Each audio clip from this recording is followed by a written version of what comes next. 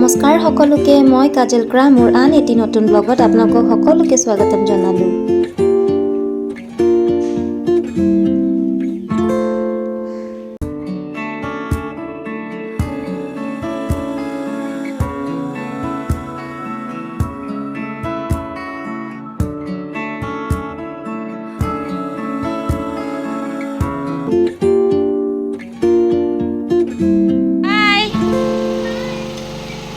Bye.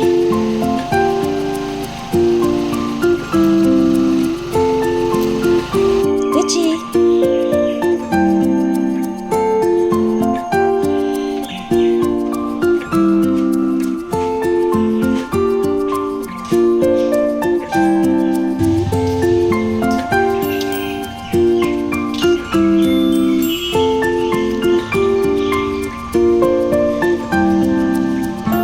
আজি আমি বাৰীৰে লাইপাত চিঙিবৰ কাৰণে সোমাইছোঁ। ভাবিছোঁ আজি লাইপাতৰে কিবা এটা আঞ্জা বনাওঁ। সেইকাৰণে মাক চাই আছে কোনকেইটা ডাঙৰ হৈছে। আগতে ৰোৱাবোৰে ডাঙৰ হৈছে ন, সেইবোৰে চাই চাই চিঙি এইকেইটা ডাঙৰ হৈছে নেকি। ডাঙৰ ডাঙৰ পাতকেইটা চাই চিঙিলেই হ'ব। আগতে যোনবোৰ ৰোৱা হৈছিলে সেইবোৰ পাতবোৰ এতিয়া ডাঙৰ ডাঙৰ হৈছে, আৰু যোনবোৰ এতিয়া মানে নতুনকৈ ৰোৱা হৈছে সেইবোৰতো এতিয়া সৰু সৰুৱে হৈ আছে। এইকেইটা ডাঙৰ হৈছেতো। অঁ,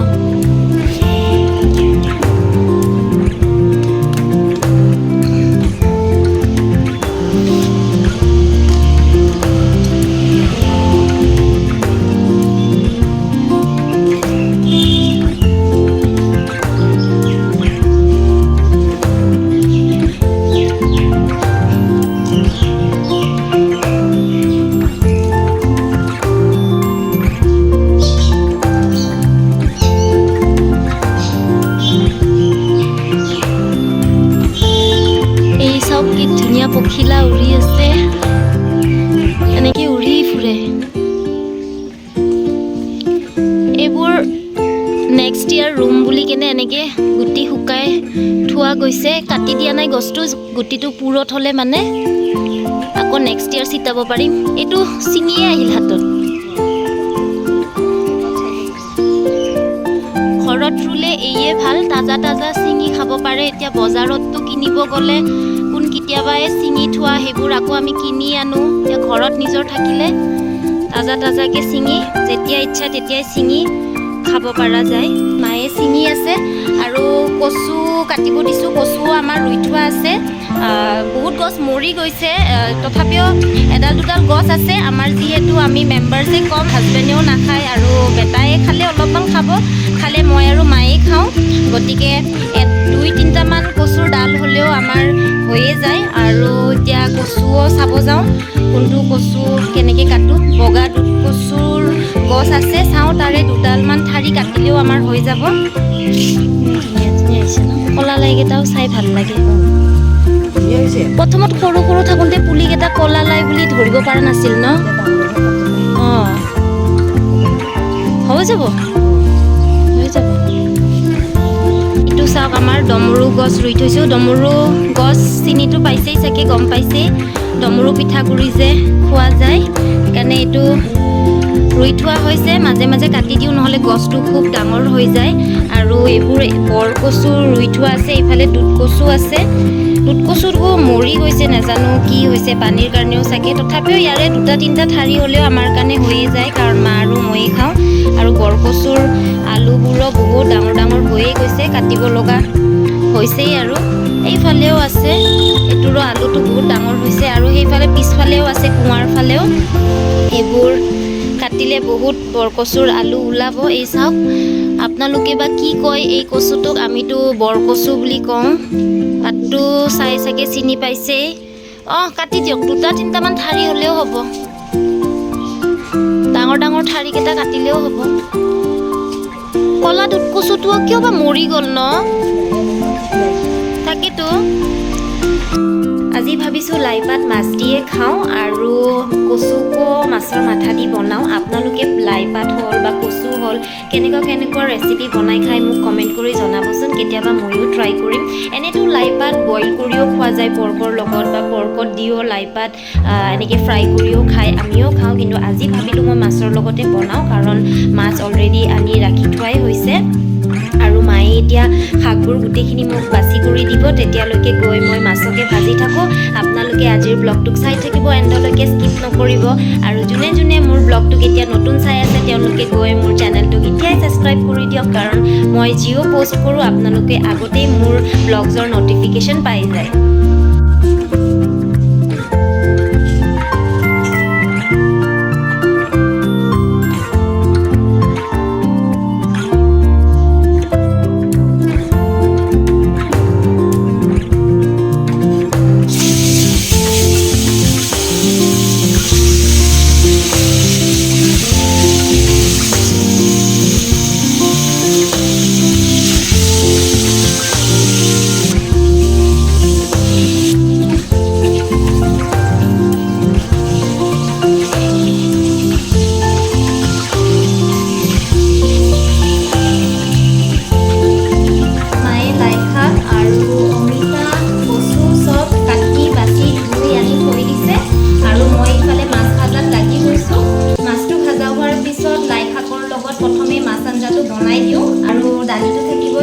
বেটাই অলপ মাছ খাবলৈ টান পায়, নাজানো আৰু সি কেতিয়াবা খায় জোৰ কৰিলে, কেতিয়াবা নাখায়, তাৰ মুডৰ ওপৰত ডিপেণ্ড কৰে।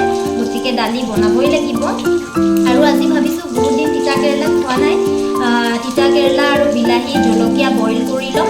যেতিয়া বইল কৰা হ'ব গোটেইখিনি ওলাই ধুনীয়াকৈ তাতে কেঁচা পিঁয়াজ, কেঁচা মিঠাতেল অলপমান, ইচ্ছা কৰিলে এতিয়া যিহেতু ধনিয়াৰ ছিজন হয় ধনিয়াও দিব পাৰে, গোটেইখিনিক একেবাৰে পিটিকা কৰি ল'বচোন। গৰম ভাতৰ লগত এই ঠাণ্ডা দিনত খায়ো খুব ভাল লাগে। আৰু ঠাণ্ডা দিনত এনেও বইল হ'ল বা পোৰা বিলাহী পোৰা, বেঙেনা পোৰা সেইবোৰ খায়ো খুব ভাল লাগে, আমিতো খাওঁৱেই। এতিয়া আৰু অলপ বেছি ঠাণ্ডা পৰিলেতো আমাৰ ইভিনিং হোৱাৰ লগে লগে এইফালৰ বাৰান্দাত আমাৰ জুই মানে আমি পোহামেই, আৰু জুই পোহাই থাকোঁ। তাতে আমি বেঙেনাও পুৰিম, বিলাহীও পুৰিম, বা কেতিয়াবা ধৰক এনেকৈ চিকেন হৈ গ'ল বা পৰ্ক হৈ গ'ল সেইবোৰো পুৰোঁ আমি। এনেকুৱা ধৰক চিকেনৰ পুৰা চালাড বা পৰ্কৰ পুৰি লৈ কেনে সেইটোৰ চালাড, কেঁচা পিঁয়াজ, ধনিয়া, মিঠাতেল দি সেনেকৈও আমি কেতিয়াবা বনাই খাওঁ মাজে মাজে। তো ঠাণ্ডা দিনত এইটোৰ আৰু জুতি যোনে লৈ পাইছে তেওঁলোকে নিশ্চয় গমেই পাব। মাছখিনি মোৰ ভাজা হৈ গ'ল, মাছ মই ওলালোঁ। এতিয়া যিহেতু এইটো কেৰাহীত তেল আছে আৰু কেৰাহীৰ তেল গৰমেই হৈ আছে, যিহেতু মাছ ভাজিছিলোঁ মই এতিয়া ইয়াতে কাটি ৰখা পিঁয়াজ প্ৰথমে দি দিম।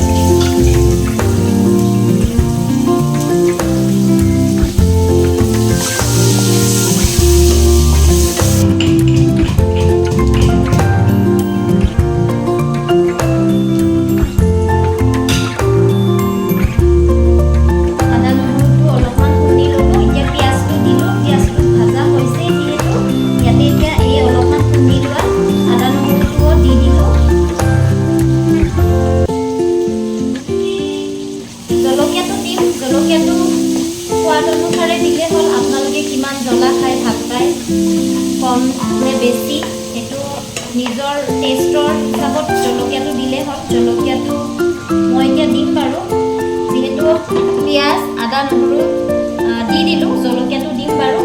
কাটি ৰখা এই লাই শাক আৰু অমিতাও দিয়া গৈছে, ইয়াতে আলুও আছে, এইবোৰ এতিয়া ইয়াতে মই দি দিওঁ।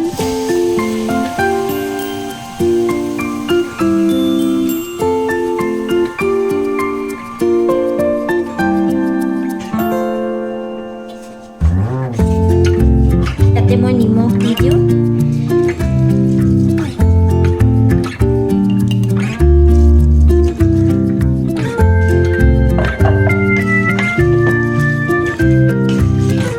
এতিয়া অলপমান টাইম এনেকৈ লাৰি ঢাকন মাৰি থৈ দিম। যেতিয়া ইয়াৰ পানী ওলাব, অলপমান পানী ওলাব, পানীটো যেতিয়া শুকাব আৰু অলপমান ভাজা হ'ব, তেতিয়া ইয়াতে মই কি কৰিম, বিলাহী কাটি বিলাহী দি দিম। এতিয়া বিলাহী নিদিওঁ, কাৰণ কিয় অমিতা দিছোঁ, আলু দিছোঁ, সিজিবলৈ অলপমান টান হ'ব। গতিকে এইখিনি যেতিয়া ভাজা হৈ যাব অলপমান, তাৰপিছতহে মই বিলাহীটো দি দিম ইয়াতে।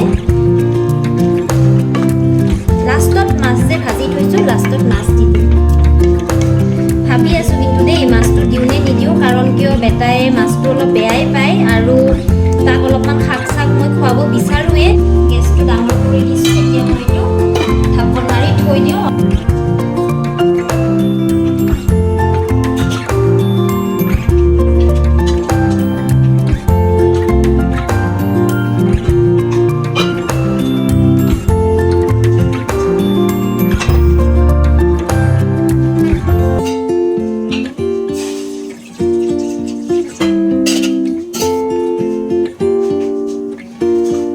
লাই শাক আঞ্জা হৈ আছে, এফালেও মই গেছ জ্বলাই দিলোঁ, কেৰাহী বহাইও দিলোঁ। ইফালে মই কচু আঞ্জাটো বহাই দিওঁ। এতিয়া বইল বনাম কচুটো, যিহেতু কেৰাহী পাতিলোঁ আৰু পানীও দি দিলোঁ।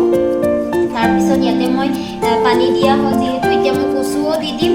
তাৰপিছত কচুটো যেতিয়া অলপমান বইল হৈ যাব, মাছৰ মাথাটোও মই দি দিম আৰু আদা নহৰু যোনটো খুন্দি থৈছোঁ, পিঁয়াজ অলপমান, জলকীয়া, সেইবোৰ একেলগে চব দি পূৰা বইল কৰিম। যেতিয়া পূৰা পানীটো ধুনীয়াকৈ শুকাই যাব, গ্ৰেভি ড্ৰাই টাইপ হৈ যাব, তেতিয়া মোৰ আঞ্জাটো ৰেডি হৈ যাব। আপোনালোকে চাই থাককচোন মই কেনেকৈ বনাই আছোঁ।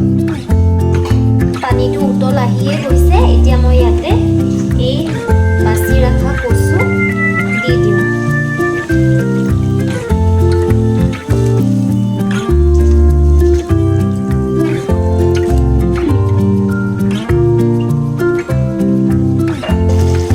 ধুনীয়াকৈ সিজি গৈছে, চাওক অমিতাও সিজি গৈছে, গতিকে এতিয়া অলপ অলপ পানী আছে। মই ইয়াতে এতিয়া কাটি ৰখা বিলাহীখিনিও দি দিওঁ।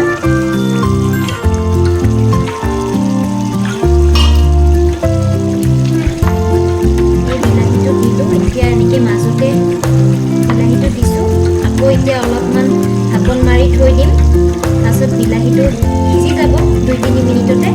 মাজত মানে এনেকৈ দিলে কি হয়, বিলাহীটো যেতিয়া সিজি যায় তেতিয়া মানে বিলাহী এনেকৈ ধুনীয়াকৈ কুচলিৰ লগত গুড়া কৰিবলৈও ভাল হয়। মই সেইকাৰণে এনেকৈ মাজত দি দিওঁ আৰু চাইডে চাইডে এনেকৈ আঞ্জাবোৰ।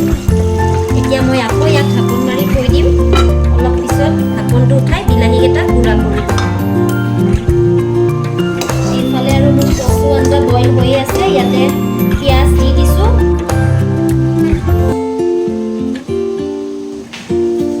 এইফালে আকৌ মই চচপেনত তিতা কেৰেলা আৰু বিলাহীটো বইল বহাই দিওঁ। এনেকৈ তিতা কেৰেলা আৰু বিলাহী কাটি ৰাখিছোঁ। তিতা কেৰেলাৰ এনেকৈ মাজৰ গুটিবোৰ মই ওলাই পেলাইছোঁ।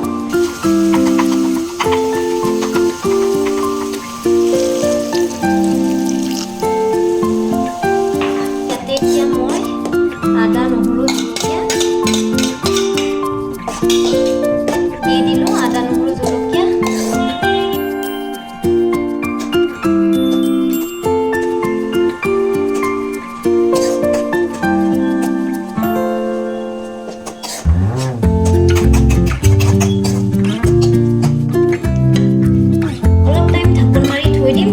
আৰু এইটো আঞ্জা ৰেডিয়ে হ'ল, যিহেতু মাছটো অলৰেডি মই ফ্ৰাইড মাছে দিছোঁ। এইফালে তিতা কেৰেলা আৰু বিলাহী বইল হৈয়ে আছে, এইটোও হৈ গ'ল।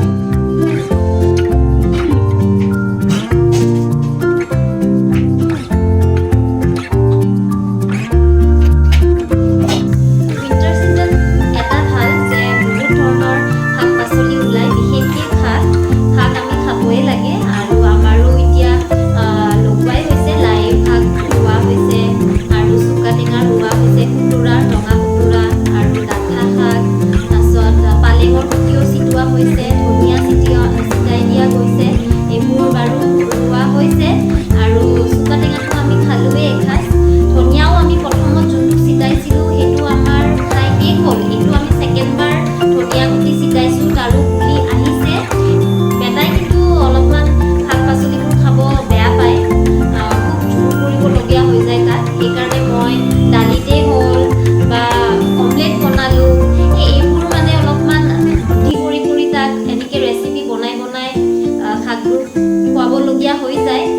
অমলেট বনালেও মই কি কৰোঁ, এনেকৈ পালেং শাক সৰু সৰুকৈ কাটি দি দিওঁ, বা লাই শাক হ'ল, আপোনাৰ এই নৰসিংহ পাত হ'ল, এইবোৰ আৰু বিট চপ কৰি বিটবোৰ দি দিওঁ, গাজৰ দি দিওঁ, সেনেকুৱা কৰিও তাক অমলেট কৰি দিওঁ। বেটাৰ স্কুল ছুটি হোৱা সময় হ'লেই, গতিকে বেটাক স্কুলত ল'বলৈ যাব ওলালেই।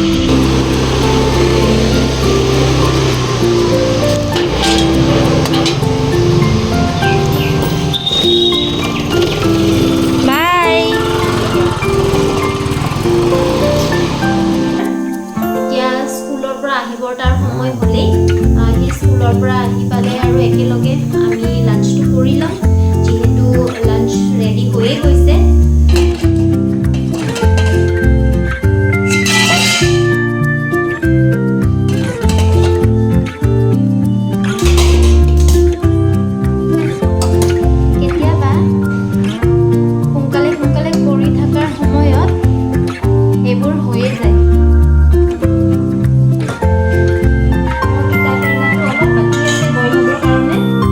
মই মানে একচুৱেলি কুকাৰত বহাই নিদিলোঁ, কুকাৰত কাৰণ মই দালিও বহাব আছে, সেইকাৰণে মই চচপেনতে বহাই দিলোঁ আৰু ইফালে ভাত বহাই দিলোঁ, ইফালে দালি বহাই দিলোঁ, হৈ যাব। এইটো বেছি টাইম নাই, এইটো হ'লে মানে পিঁয়াজ চিয়াজ কাটি ৰখা অলৰেডি আছে, মায়ে কাটি কাটি থৈয়ে দিছিলে আৰু মই এইটো ঠাণ্ডা কৰাৰ পিছত ইয়াৰ চাটনিটো বনাই দিম।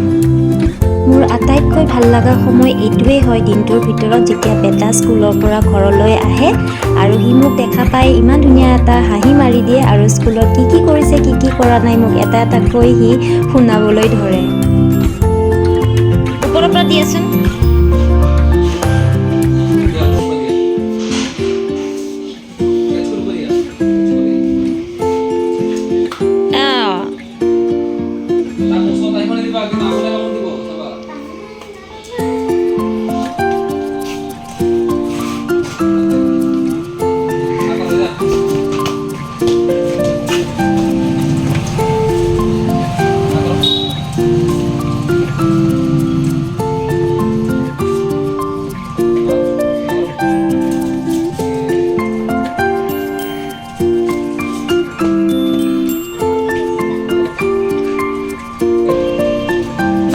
বলটো ৰাখা, আহা মাম খাব লাগে, আহা ঘৰৰে ইয়া শাক চিঙি আজি ধুনীয়াকৈ মাম বনাইছোঁ, টেষ্টি হৈছে, আহা।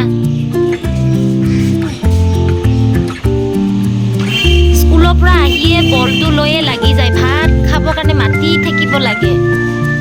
যোৱা ফ্ৰেছ হৈ লোৱা, তাৰপিছত মাম খাব লাগিব, ব'লা।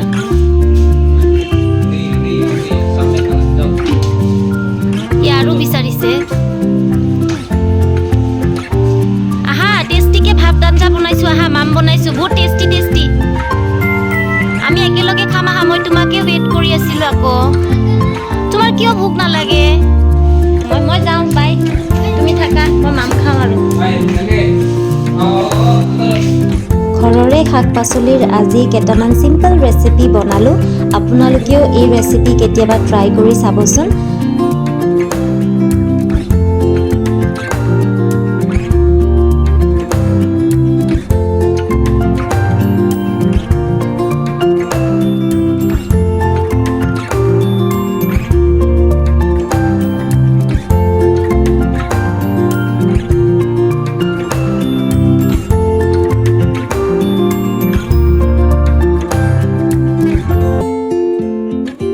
আজিলৈ ইমানেই। আকৌ লগ পাম মোৰ আন এটি নতুন ব্লগৰ লগত। ধন্যবাদ।